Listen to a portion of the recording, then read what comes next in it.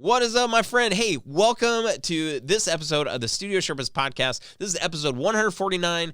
I am Ryan Coral, and I'm glad that you're here. And hey, listen, have you ever intended to do something and you got scared? You didn't think you had what it took. You didn't think you had what it takes. You chickened out. You just couldn't do it. Well, this episode was supposed to be just me, solo episode. I've done a handful of these. I should be good at it by now. But man, I put so much pressure on myself to deliver something that is amazing for you. And that's not this episode. I'm backup plan here. Okay. I'm not perfect. And I really struggled this week. I want you to know that I just kept trying to tell myself, you can do this, Ryan. Like, you got this. Like, you've got the topic. You got what you want to talk about. You've got an outline. And I tried 2 days this week to knock this episode out. And I just couldn't do it. I think part of it was because I was sick at the beginning of the week and my head hurt, all week, whatever. But I hit record multiple times, and my biggest encouragement to people is like, hey, you don't learn until you launch. Just do the thing, put it out there. It's fine. I was having a really hard time taking my own advice this week. I was trying really hard, and I just couldn't do it. So anyway, I wanted to share that with you. I'm super excited about our episode today, but I did say our last episode, I said, hey, next week it's going to be me. It's a solo episode. That's not this week. But anyway, I'm human. Not like as if you didn't know that before, but just wanted to share. I had a tough week. This was one thing that I wanted to complete this week, and I didn't make it happen. Needless to say, I'm excited to share with you this episode that we've got today, and I'll be on next week solo. Promise. What is the first thing that you would do if you were starting your video business today? I asked my guest, Les Gaddis, that question and a lot more in this episode of the Sherpas podcast. If you're ready to learn how to grow and make a bigger impact with your video business, then stick around because this episode is full of goodness. If you've listened to this show before, you know that I'm always asking for guest recommendations from you, and it's so fun because I get to meet a lot of new people, and Les Gaddis is one of them. And in our episode today, we cover why you should be creating to solve problems in order to get bigger and better corporate work. We tackle the question, are you creating for yourself or for the world? And you might be surprised at how passionate I get about this. And then finally, what it takes to build a business that lasts. You'll walk away from this episode with the perspective of someone who started doing video full-time just a few years ago, and hopefully be encouraged to know that you can build something bigger than what you have right now, and you can do more than just get by financially, and you can make a bigger impact in the world if you can get past your fears and just create and keep creating and learn from what you're creating, and don't let fear hold you back from doing what you're created to do. Today's your day to do this. Let's jump into the episode before I get all Tony Robbins on you. Oh, wait. Too late. All right, let's do this. What's up, friends? Hey, it is Ryan, and you're listening to the Studio Sherpas podcast, and this is the cold season version where I have, I think it's called nasal congestion or something like that. So don't be fooled. It really is me. If you're not watching, then you might not know. But if you are watching, then not much looks different, except for my face might be a little bit tighter because of the meds that I might be swallowing. Anyway, I'm super happy that you're here. I'm super happy and excited to introduce our guest to you. I have Les Gaddis, who is a cinematographer, blogger, and podcaster.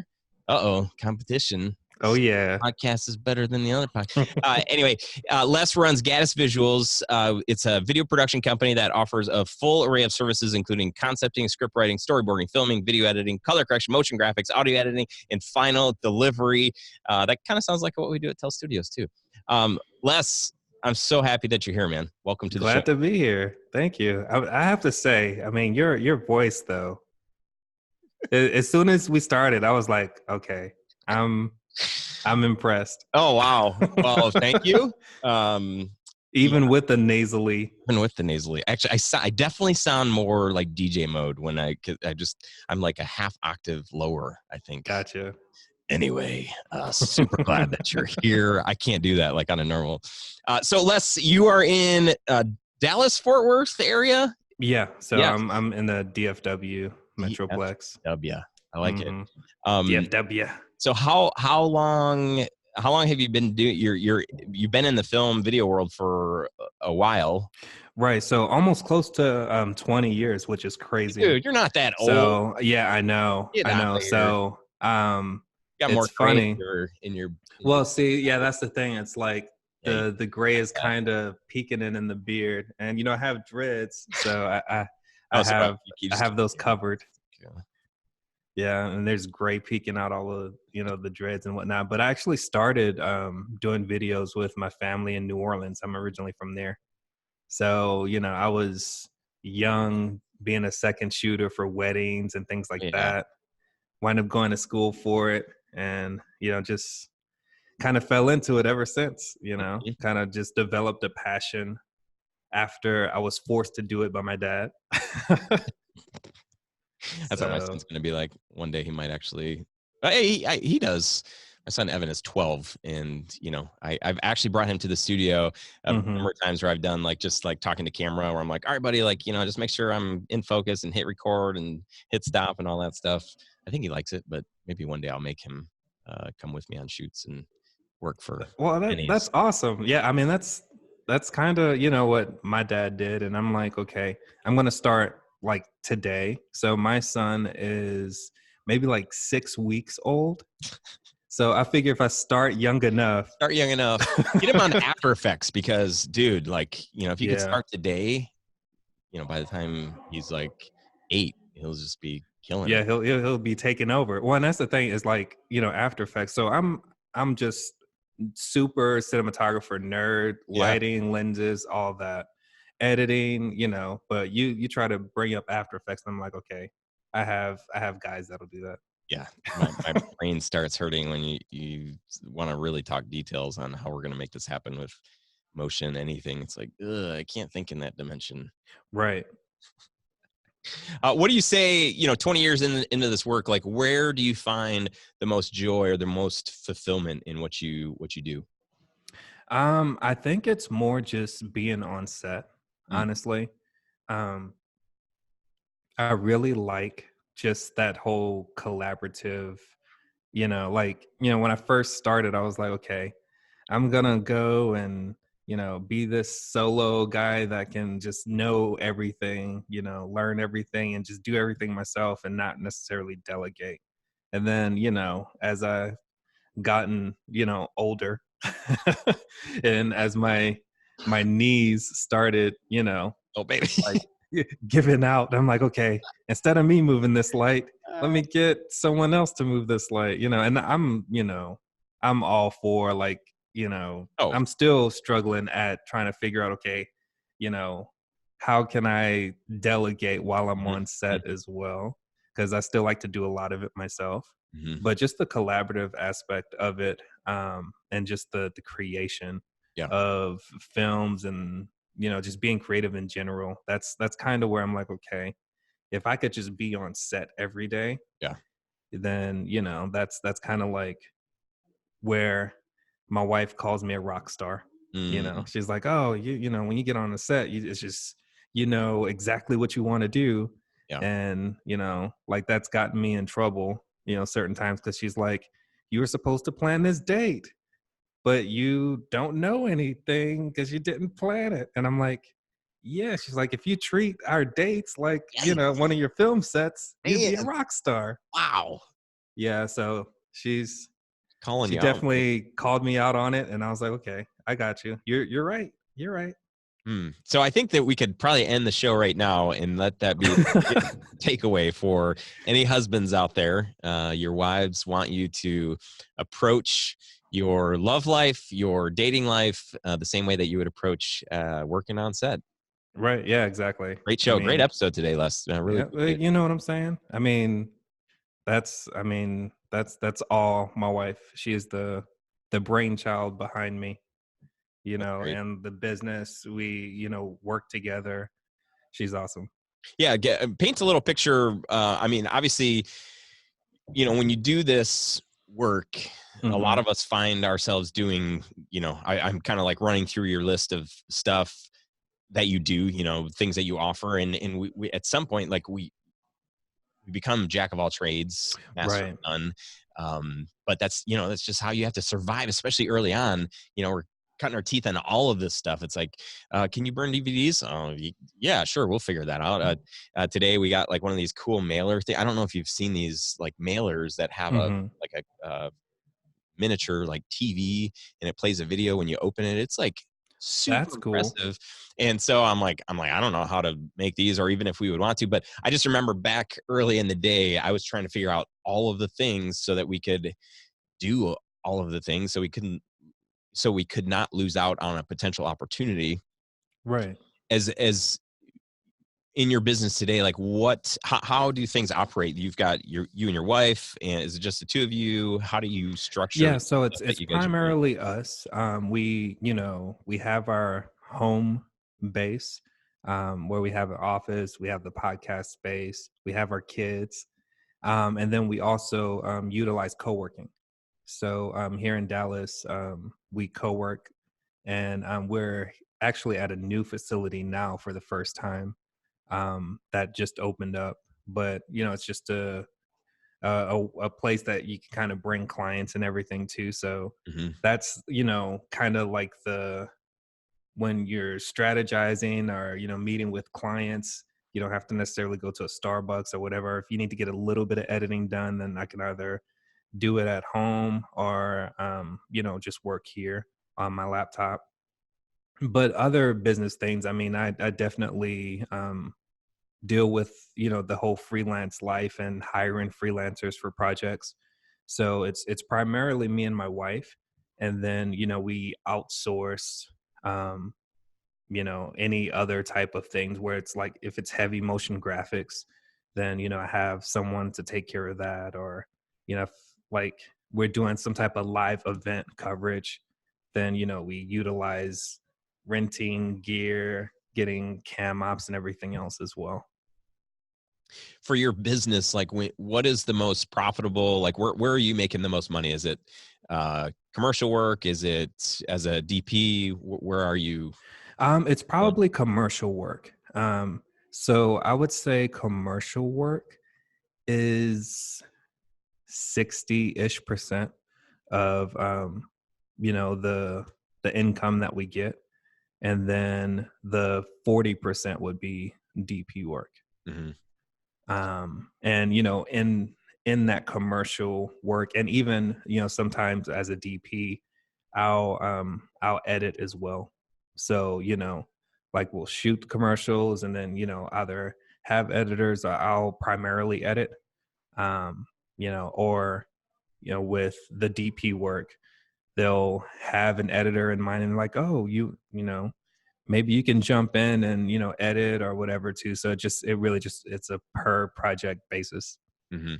And do you like had you been doing commercial work sort of from the start of being in this business? No, so kind of like short history. So like I said, I started with my parents who had a business in New Orleans, and they were primarily event coverage. So they did weddings, they did events. Um, I wound up going to school at the Art Institute of Dallas, and I finished with a video production degree there.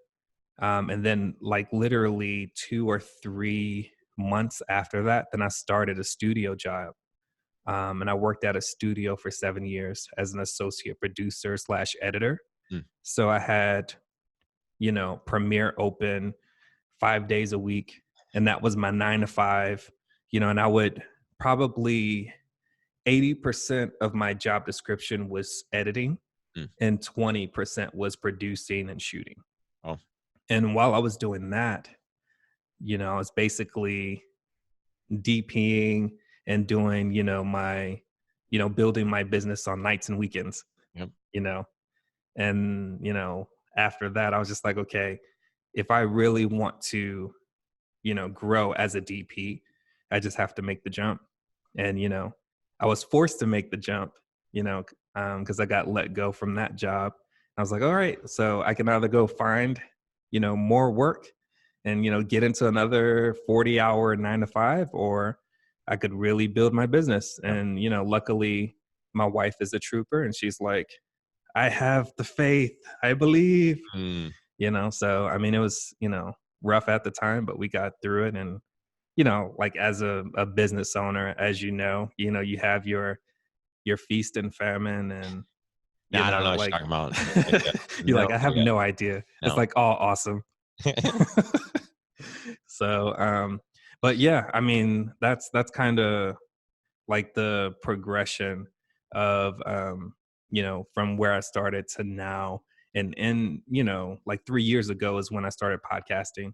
Mm. And just, even when I was at my studio job, I was, um, just constantly looking at blogs and YouTube channels and everything. I'm a big film education, advocate. So even while I was in school and then after school, I'm like, okay, I just want to constantly learn. Mhm. When you really jumped in, actually, when you were let go from your job, how long did it take for you to feel like, I don't want to say comfortable, because I don't think that that's necessary. I'm not sure if we're ever like super Oh comfortable yeah, I was just in about to say that. this, but where you just felt like, all right, I've got some momentum, we've got some clients, we're making money. Like this is good. This is totally, I could do this for a really long time. Right. Yeah, no, that is a good question, because I feel Thank you. like Thank you. it's been so up and down, where it's Mm. like, even right after that, that experience where I was just like, okay, I'm let go. I Mhm. don't have like anything lined up. What am I gonna do? I have to provide. And luckily at that time, it was just me and my wife. Now we have two kids. Mhm. We have a 6 week old and a almost 2 year old. But at that time it was like, okay, well, if it's just us, we don't have, additional mouths to feed, Right. so we could totally do ramen or whatever. whatever. um but I mean, honestly, within like a month or two, I would just have a random gig that would just give me a little Yeah. bit of Yeah. hope. And then I would have a really good week, a really good month after that, and then it just slow down. And it's just kind of like a seesaw of, you know like, okay, I have glimmer in my eyes, and then Yeah. okay, I need to plan a little bit. And then so there wasn't, I don't think, a specific project, um or specific time that was just like, okay, Yeah. I really feel like I'm, you know like, I got this. Mhm. Like, and it's weird because even today it's like I feel like I got this, All right. and I'm like, yeah, business, we're working. Yeah. But I don't know when that shift happened from, uneasiness and, oh my gosh, what am I gonna do, to, okay, I got this. I'm a business owner. We're, trucking along. Mhm. What do you tell yourself when you're in that position? I mean, I've been there countless times over the last 15 years of doing this thing.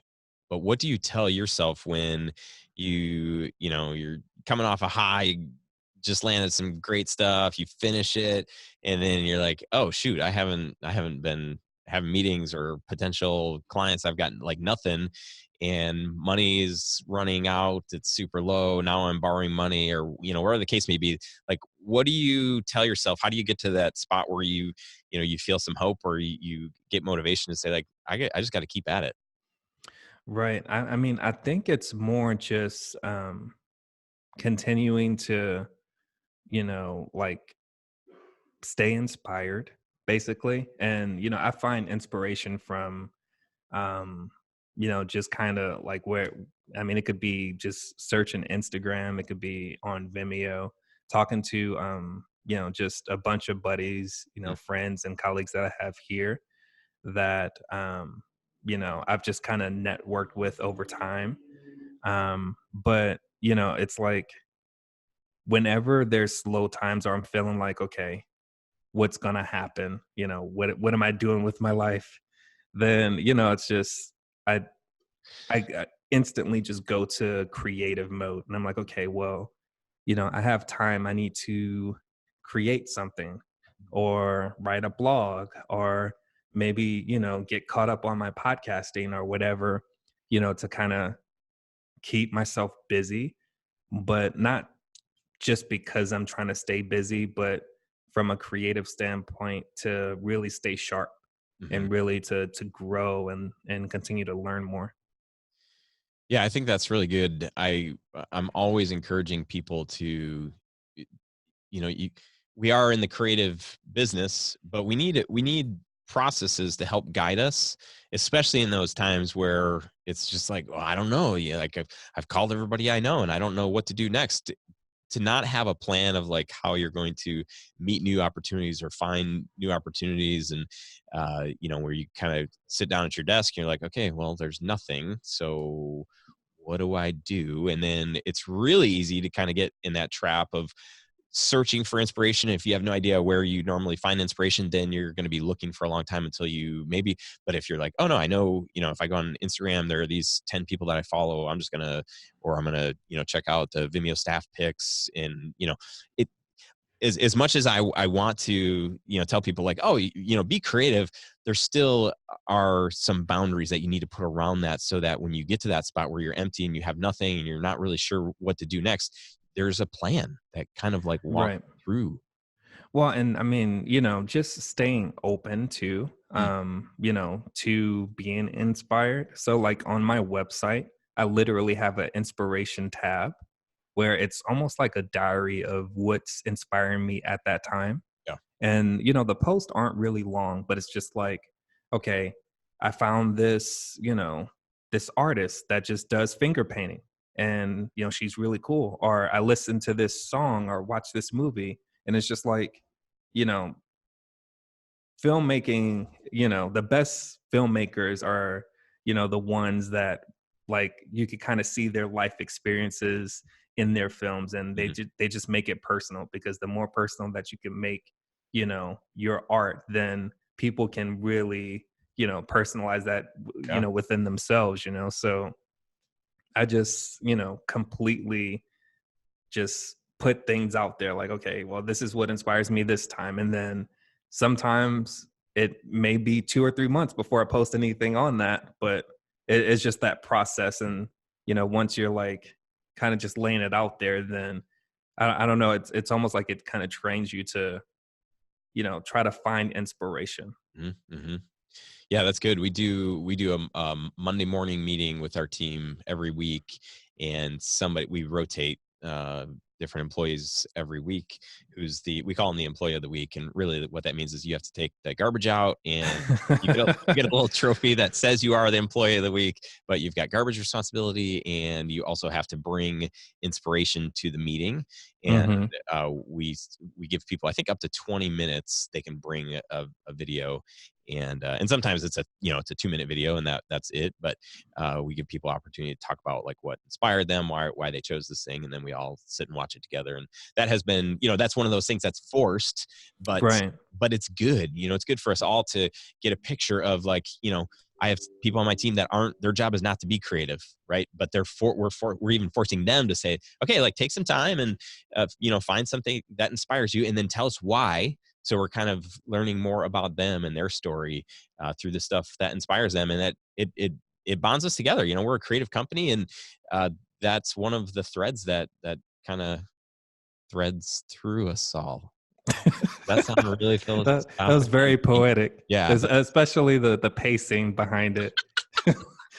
dude, you can't That's call me out on awesome. my own show. That's not acceptable. Jeez, delete. How do you? Can I edit this right now? Oh, gosh. That's Okay, thank funny. you for. Oh, okay. I'm not just hitting buttons. That's funny. You're funny. I see what you did there.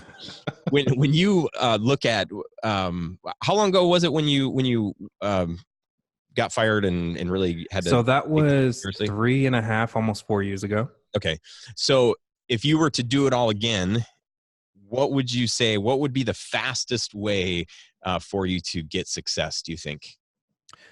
Um, that's a good question, because I mean, back when I was at my job, I was very hesitant on leaving.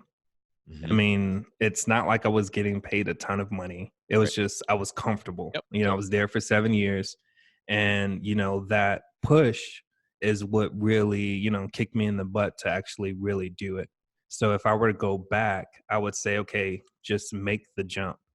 And, sometimes, I mean, not everyone has to make a jump into their next season of, life or business or whatever. I mean, if you are at a job now and you can still kind of save up and use, you know, that job as like your investor into your business or Yeah. your dream or Oh, whatever, that's good. then maybe it's like you're stepping into it, or it's a small leap than like, a jump off of a cliff or being pushed out, you know. I mean, everybody's journey is different, but if I were to go back, it would just be, okay, just go out there and do it because you can.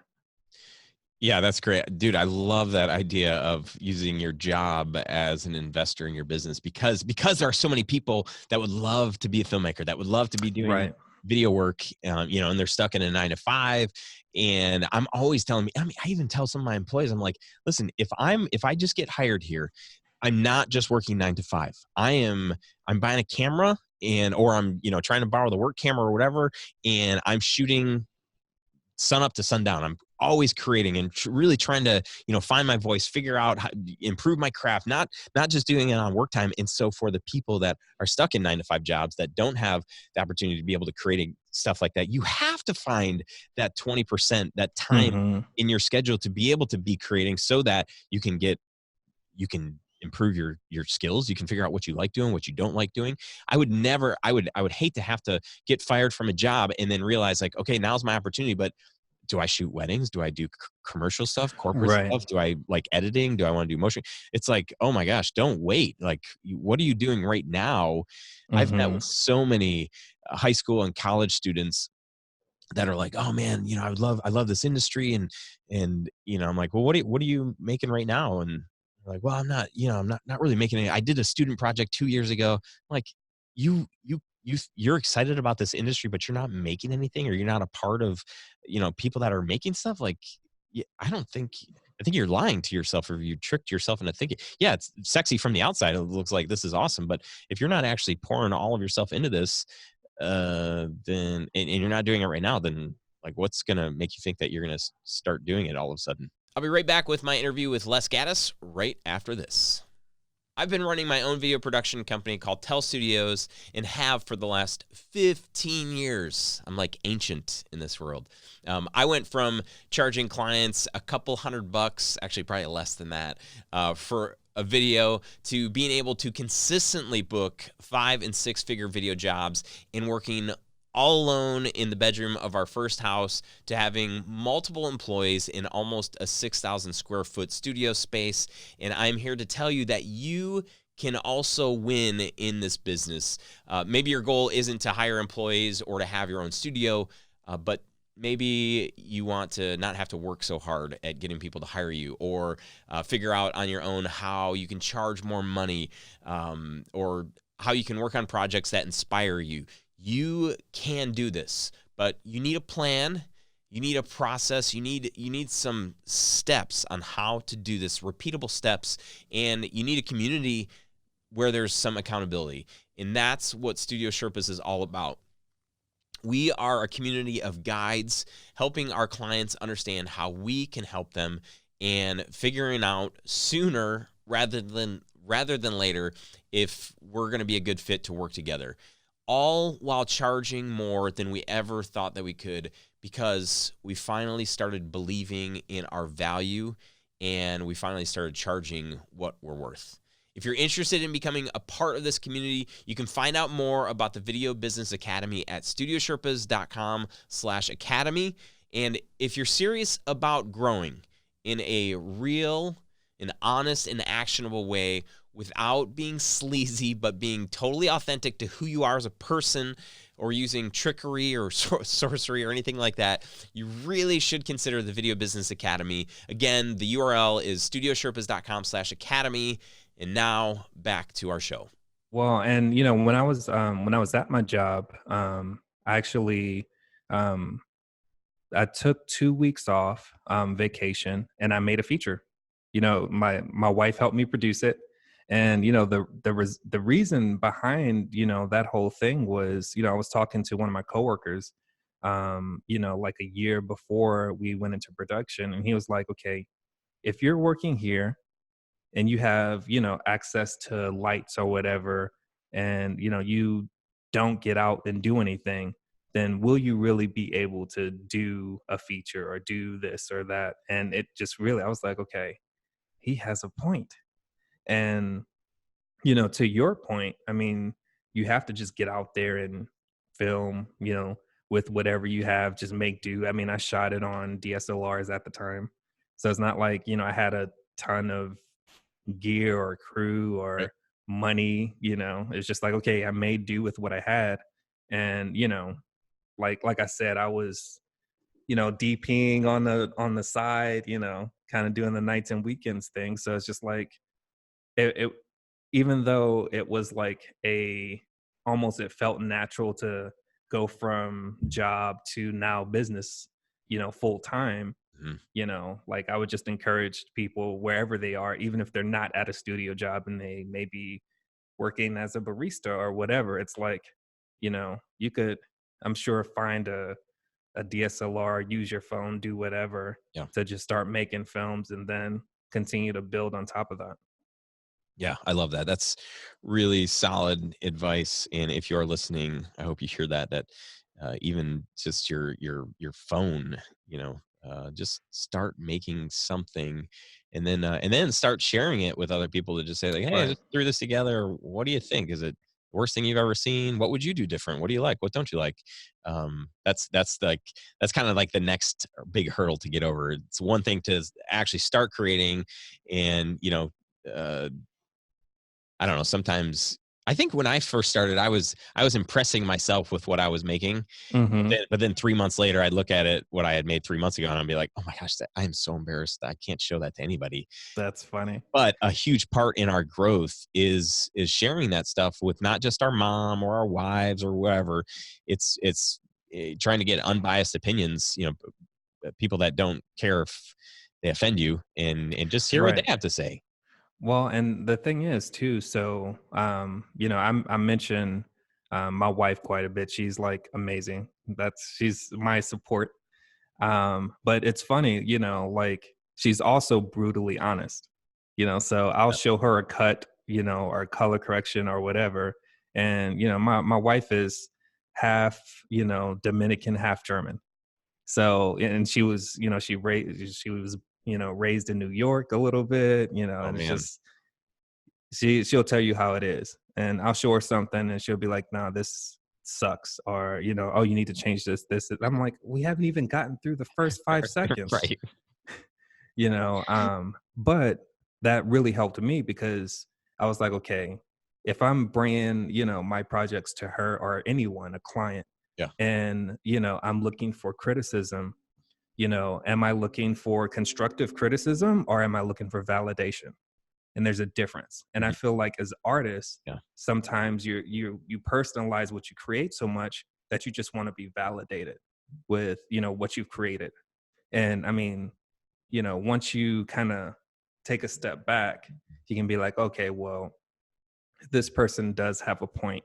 I should Mhm. lift the blacks a little bit, add, this effect or take this part out or whatever.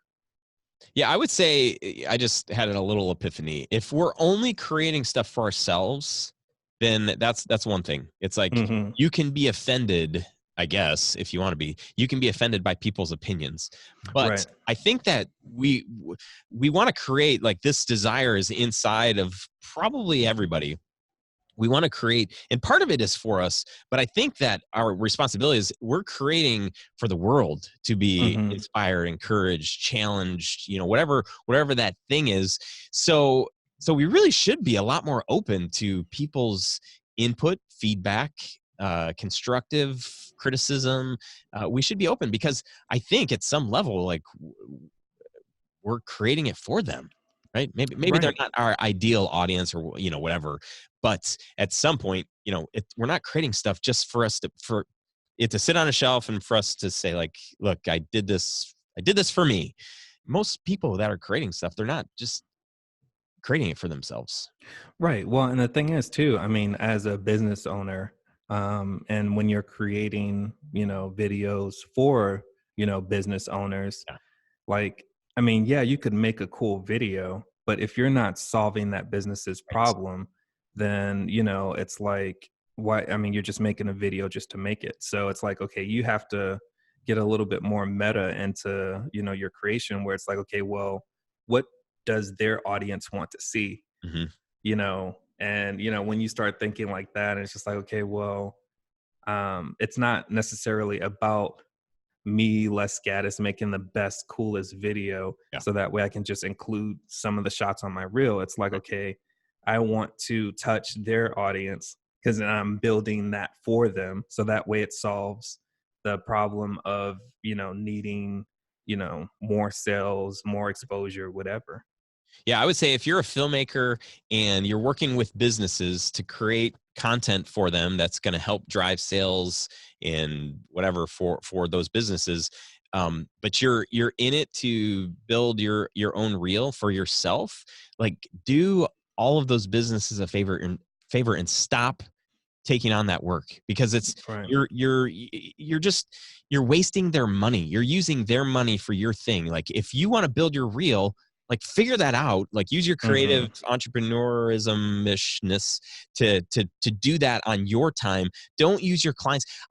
There's a story that I shared a while back, um, where a lady had hired a video company. Actually, it was just this freelance guy, DP director, whatever, to do a video for her. She had a virtual assistant company, so she basically would hire virtual assistants who then would be hired by companies like us that would do virtual assistant stuff. Hmm. This director said, okay, yeah, I got the vision for what we're going to do, and it's going to be the surfer, and he's going to go out on the water, and it's because every surfer needs the right wave and the right board in order to ride that wave, and your VA people are those people, they're the surfboard, or they're the wave. I don't know how he was pitching this thing. She explained it to me. She spent $20,000 on this video. I saw the Oh, video. I'm like, from a cinematic perspective, like from a like this is a movie trailer, like this is really cool. But like right, as you're listening to like the voiceover, it's like real poetic and whatever. But I'm like, this is not driving. I don't care who you are. This is not driving any sales to her VA business. This is not helpful to her. So here she is. right, She spent $20,000 thinking like, man, I'm spending a crap ton of money on this video, so this is going to work, right? And right, the person she hired did not care about who her audience was, what really needed to be communicated, what was going to resonate with her audience. They didn't care about any of that stuff. They cared about themselves so right, that they could have something sweet for their reel, so that they could go trick somebody else into saying like, oh, you should totally hire me because I know I can create a sweet video for your business. It's like there's a difference between a company that needs something really sexy and beautiful to get people, and that those videos do exist for businesses. That is right, one kind of video. But then there's another kind that says, hey, how do we approach this in a smarter way to say what exactly is going to resonate with our audience and our people, and what's going to get them to love our brand and want to invest their money and their time with our brand. Those are two totally different jobs and skill right, sets. right. Rant over ish. Yeah, no, but I mean, that's wow. And it's funny because you were explaining that, and I was just like, you know, I didn't even know what the company was, and I was like, watch it be like her company was like for coffee or something, just something completely like who does like this surfing? Yeah. Um, but I mean, just the end goal of having a complete video is just not enough anymore.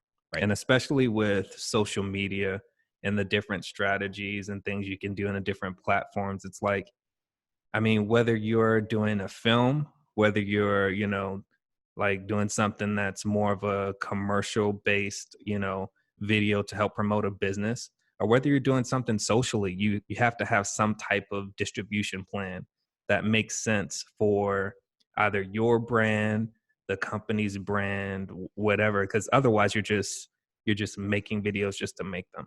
Right. Right. Yeah, it's hard because when you first get into the business of filmmaking, you know, working with businesses, you have to, at least my focus was on, like, you know, trying to get awesomer shots, better sound, Right. better lighting, better framing, better cutting up, trimming, you know, all that stuff. I wanted to get super good at that. And then I was learning, I'm like, oh geez, like this business is saying that they don't, they're not even paying attention to that stuff. They're paying attention Right. to, hey, we only got like 17 views on YouTube from this video, or how do we get people to actually take the next step with us and, you know, sign up to our email list or go Right. buy this thing.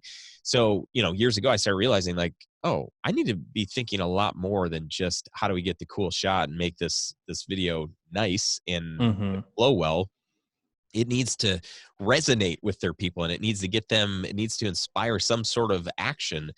And that might mean there's a bigger strategy at play here, not just creating a video, but, you know, like, where does it go next, and how can I help my clients who, they've never done a video before. So now they're going to have a video. Are they just going to put it on YouTube? Are they going to put it on their website and just embed the YouTube code right on their, you know, on their homepage? What are the Right. pros and cons of that? Like, why would you consider anything else?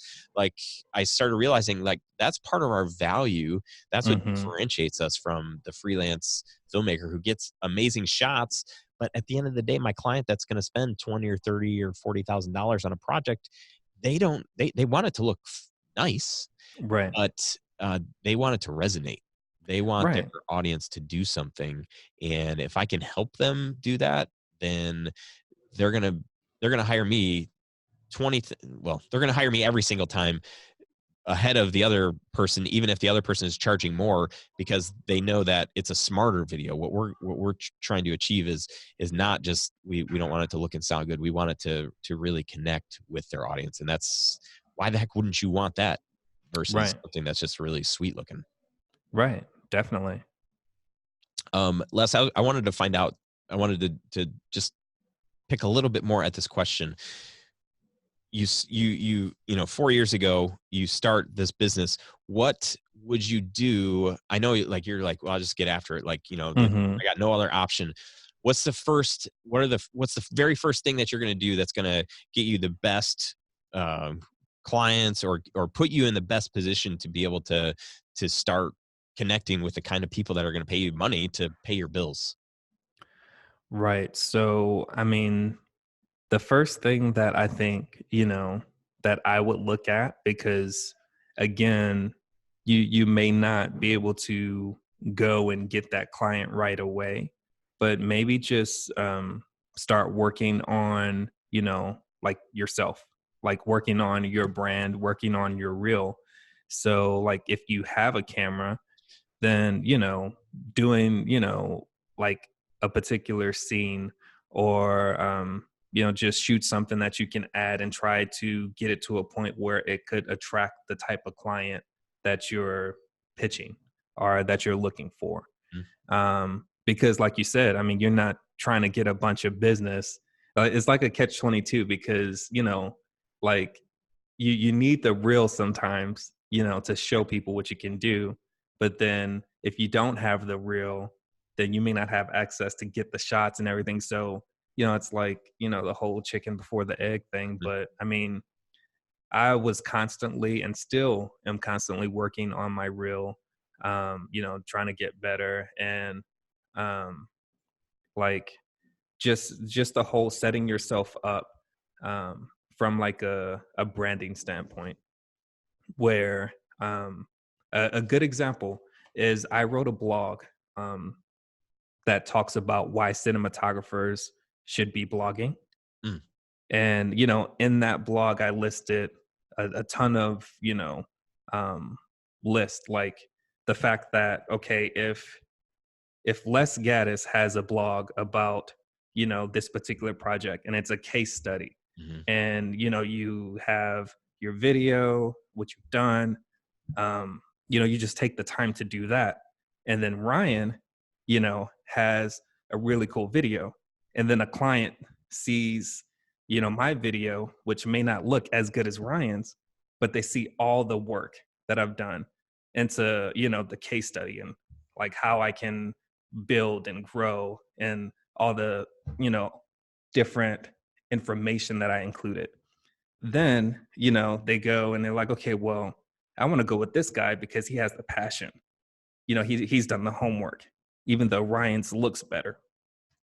So even while you're doing, you're building a reel or doing video work, I would set yourself up brand wise, by blogging, by putting your content out there in a way that's smart. Mhm. I think that would really help. Yeah. I love that. That's really good advice. The case study idea. I feel like when we transitioned, we really built our brand on weddings for the first 7 or 8 years, and then we started doing stuff for businesses, and we thought we were going to be super successful with corporate business because we were or corporate video, whatever, Right. because we were super successful with wedding films, and we didn't realize that corporations aren't hiring us. Businesses aren't hiring us because we can make everything look flowy and just super Right. cinematic and beautiful. They're like, will this video move the needle of our business? Will we make Right. more money because of this video? That's a lot different kind of video than one where a couple feels like, oh my gosh, you captured every moment, every You important thing. touched my soul. Yeah, you touched my soul. You made me feel something. Where the Right. business owner, they think it's just like all, it's no, people need to know stuff after they watch this Right. video so that If they I do put this something. amount of money into this video in Facebook ads, how much will it, convert, or how many views for engagement or this or that? And it's just like, once you get on that side of it and you understand that, okay, ultimately these businesses want to solve a problem Right. and you are the solution, Yep. whether it's engagement, whether it's, you know, promotion, whatever, then you're in a different playing field at that Different point. playing field. Totally. Hmm. And when you can ask, I'm glad that you said that. When you can ask that question of your client as you're listening, take this note. Always ask your client, potential client, like, what is the problem that you're trying to solve? Sometimes you need to help them articulate that, and maybe you need to. They think they're trying to do this, but really there's a deeper reason why they think that they need a video. When you can get an answer for that, then there's your case study, right? That's the Hmm. start of your case study. The problem that we set out to solve was, client needed, uh, I don't know, more email signups, right? So, Right. okay, so how are we going to do that? Well, we're going to create this video and we're going to drive them. The whole purpose of the email or the video is to get them to sign up. So that's the problem, and then you can measure it. You can say, okay, you reconnect with your client 2 months after they launch the video. Hey, how is it going? Are people getting, are you getting signups? And they're like, yeah, we got, X amount. And then you can do a little bit of math and say like, wow, we helped them, 2X their email list through this video. The problem was client didn't have enough people on their email list, needed more at bats with potential work. So we did this video together, and turns out here's what we helped them do: increase their list by 20% or whatever that thing is. That is so much more compelling than Right. looking at video A versus video B. Right. Like, Yeah, which one exactly. looks better? I don't know. They both look, the quality is about the same. Looks like they're using probably the same cameras. I don't know. That one might be a red. This one might be an iPhone, shoots 4K. I'm not really sure, but wow, this one has a story, and this one talks about the problem and Hmm. what they solved. If you're doing work for businesses, I'm Right. fired up right now. If you're doing work for businesses, that's the thing that's going to get them to buy from you. And that's when you can stop complaining about losing out on jobs Hmm. to the person down the road that's cheaper than you, because any business in their right mind is going to spend more money with any company that has proven results to say, this is how we help businesses. We help Hmm. solve their problems. But if you're just comparing videos, and your competition's work looks similar to yours, even though you think yours is a little bit better than theirs, Right. the person that's hiring you isn't that. If that's how they're choosing, they're just going to go with the person that's cheaper. If they start seeing results, problems that you help solve, and then they see like, oh wow, that's our exact problem. We need to grow our email list. Guess Hmm. what? Boom, done and done. Okay, Right. I'm stepping down. Yeah, no, definitely. Oh, we lost Ryan. Well, and the thing is, I mean, the struggle as a creator, okay, obviously you want the best camera, the best lights that you can get, because that will make all of your filmmaking dreams come true and instantly your films will be better. Mhm. It's not the case. Yeah. And the businesses that are hiring you to do that don't care, Yeah. you know, like they don't care. And, at the end of the day, it's all about the knowledge on top of that anyway. So, you get an experienced filmmaker to shoot something on an A7S, and then you give someone Alexa Mini LF, that maybe just, you know, is getting out of film school or whatever, that'll be a challenge because, you give, deacons like a crap camera and then you give someone else like a really good camera and see which one you resonate with. And I would pick deacons every time. Mm. Yeah, that's great. What we're winding down here, but I want to get this question. What's the biggest mistake or biggest lesson that you've learned in your business? um that's a good question. I think it literally is just what I was talking about, just putting too much faith into um gear, you Mm. know, cameras, lights, everything. I mean, I still struggle with that. I still want Yeah. better cameras. Now, I've gotten to a point where I'm just like, okay, the camera that I have is well worth what I need. I own a mini Ursa Black Magic.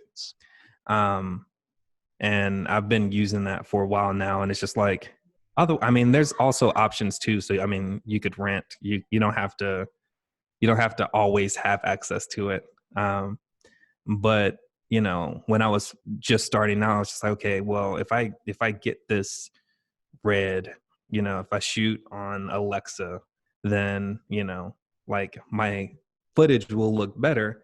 And even if you get those cameras and your footage does look better, is it really telling the story that you needed to tell, or again, helping that business? So then it's like this spiraling Mhm. circle.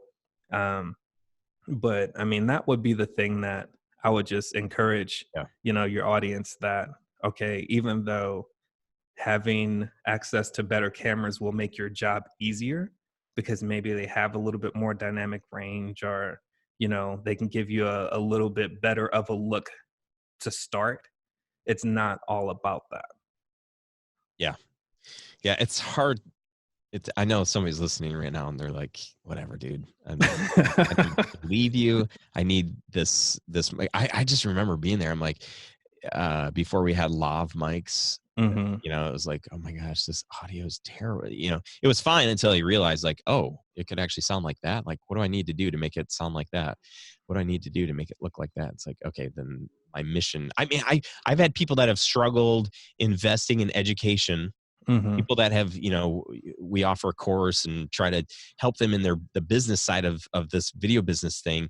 And I've had people that have not I'm not fighting them, they're fighting themselves, and like, no, they're justifying like, I need to buy this camera, I need to get this lens, I need to get this audio thing, this light, and then I'll think about the business side.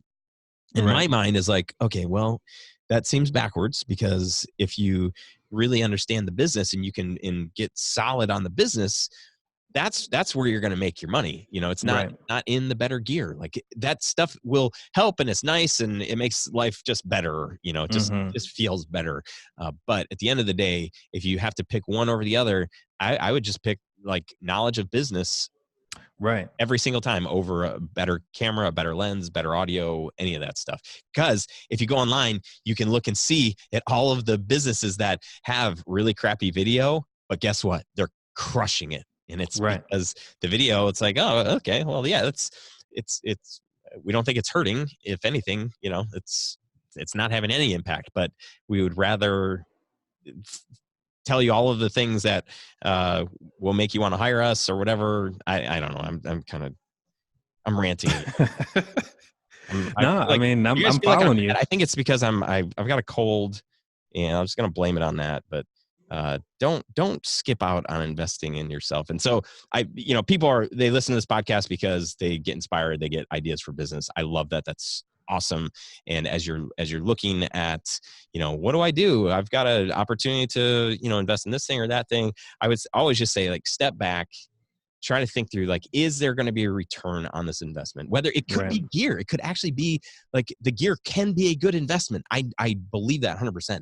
But if you're looking at two completely different things, like apples and oranges, like gear or a workshop or some kind of event or a training or something like that, step back and think, what does your business need? What's the most important thing in your business today?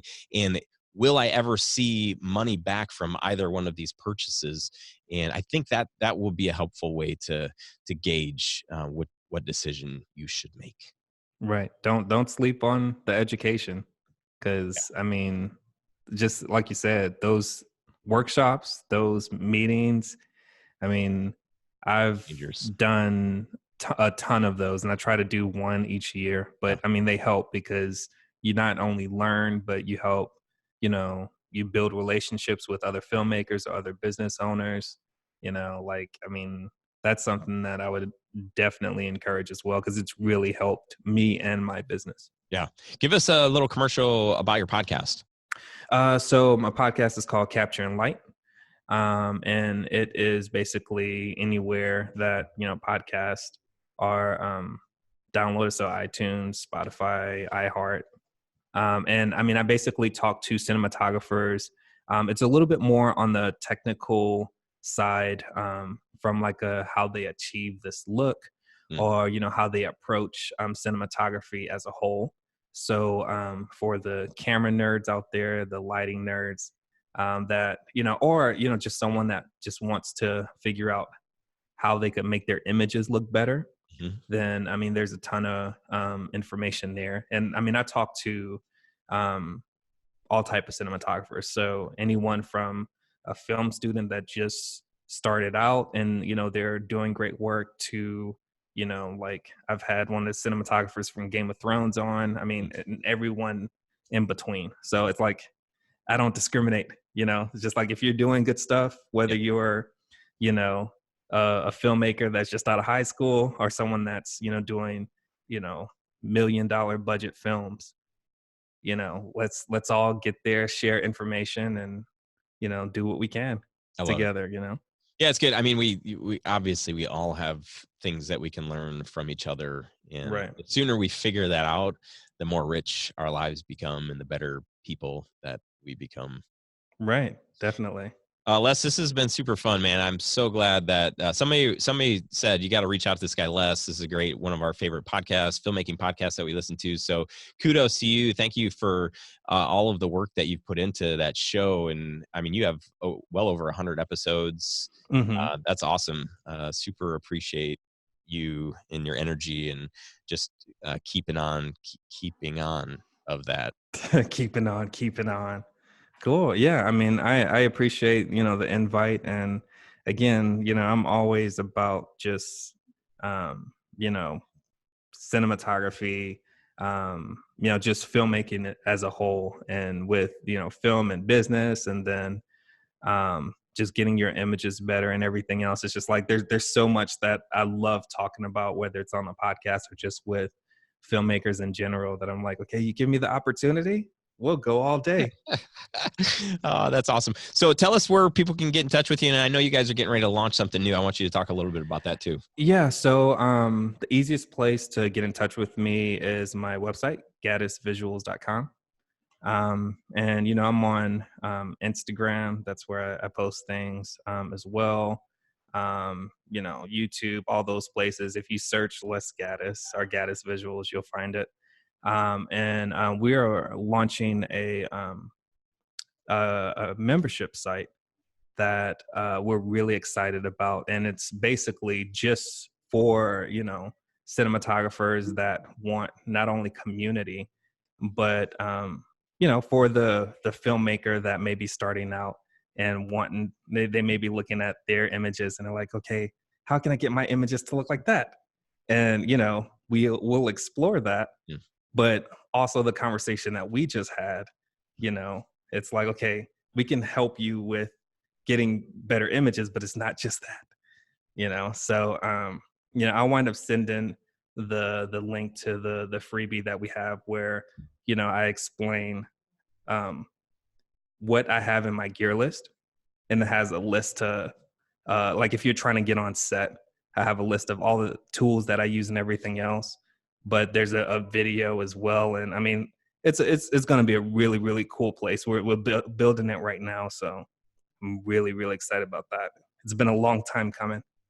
I love it. Yeah, good luck on the launch of that, and we'll include the information in the show notes from you, and obviously people can go to your website to get more information. Yeah, it'll all be there. Cool, man. Well, I appreciate your time so much, Les. Really appreciate what you're doing. Excited for you guys. I love that you and your wife are doing this, and she sounds like she's a real butt kicker, taking names. She is taking names, you know, and like for all the filmmakers out there that may be single, because I know there's quite a bit out there. If you could find yourself a partner that just understands that when you say, "Hey, I'm going to be on a film set for 8 hours," and then you come back 16 hours later and they still love you, then I mean, you're golden. Match made in heaven. Right. And that's, I mean, God bless my wife. Oh, I love it. Cool, my friend. Great meeting you. Thanks again for your time today. Definitely. Thank you. Hey, thank you so much for joining us on this episode. You can get all of the show notes and all the stuff that Les has going on if you go to studiosherpas.com/149. And I would love to read our most recent, or one of our most recent testimonials, feedback, reviews from the iTunes store. This comes from Clan McCoy. A must listen if you have a video business. 5 stars. Ryan, I can't express enough appreciation for this gem that you've created. Listening to your podcast during commutes has increased my business's viability and profitability exponentially. Thank you, thank you, thank you. Clan McCoy, you rock. Thank you for taking a few minutes to give us a review on the store, and what an awesome testimony. Appreciate you very, very much. And if you would like to do the same thing, I would love to read your review on the show. Just go to studiosherpas.com/iTunes, and it'll take you right to the podcast store in the iTunes ecosystem. If you're in a spot in your business where you're stuck, you're frustrated, you want to take things to the next level, I'd love for you to check out the Video Business Academy. Just go to studiosherpas.com/academy. And, there's a video on there that I've got people that are part of our community that talk about. So it's not just me saying like, hey, you should actually check this out. People, their business is being impacted, their lives are being impacted by the things that they're learning and the things that they are applying and doing inside of their business because of what they're learning. studiosherpas.com/academy. Would love to see you on the inside there. Next week, hey, you get more of me. And I'm going to be talking about, I'm going to say this so that I have to be on, it's got to be a solo episode next week. We're going to be talking about something that we've done in our own video business at Tell Studios that has allowed sales and relationships with ideal clients to really become seamless. And I know it might sound too big, might sound too good to be true, but I promise you this is one of the best things that we've implemented into our business, and would love to have you be with me next week as I share this. So have an amazing week, and in the meantime, keep on climbing. You got this. I believe in you, and hope to hear from you soon. See you later.